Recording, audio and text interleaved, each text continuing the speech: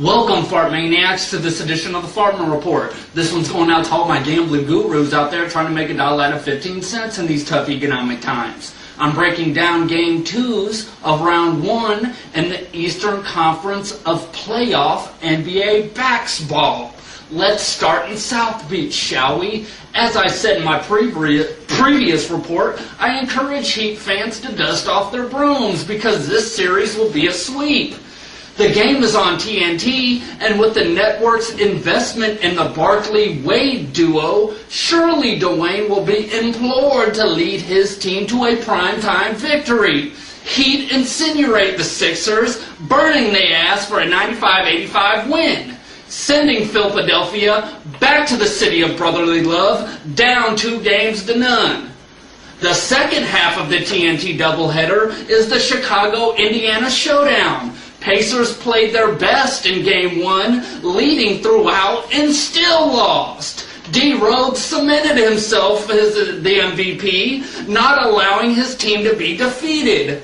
And Tyler Hansborough's melodramatic fake injury performance angered the basketball gods. His punishment will come in the form of a 180 Game 2 ass raping by Rose & Co. Tuesday on NBA TV, you can catch the Orlando ATL game. I don't mean to toot my own horn, but I accurately predicted Game 1's outcome. So you might want to pay extra attention to what I'm about to say. Hawks' game plan worked to perfection. You know, not doubling Dwight Howard and let the rest of the Magic team beat them. But it probably won't work twice in a row. Atlanta wins the series, don't get me wrong, losing only Game 2, 97-90 in Orlando. In conclusion, let me touch on the only Western Conference game in this transmission.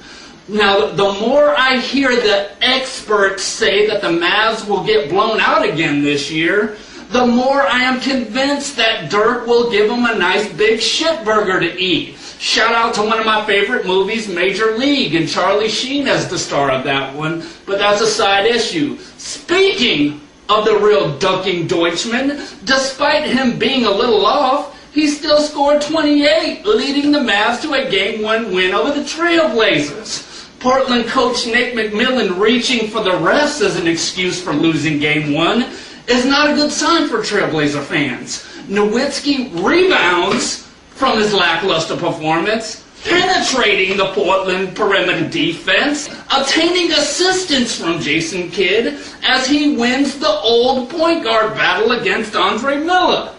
My sports man crush on Mark Cuban is validated on this night when Dallas beats Portland's ass 120-110. That does it for this edition of the Fartman Report. If you're looking for a good online betting destination to capitalize on these info nuggets I've just dished out to you, I've heard BETUS.com's a great online resource for that. If it's infotainment you seek and desire, that'll be FartmanWithPH.com.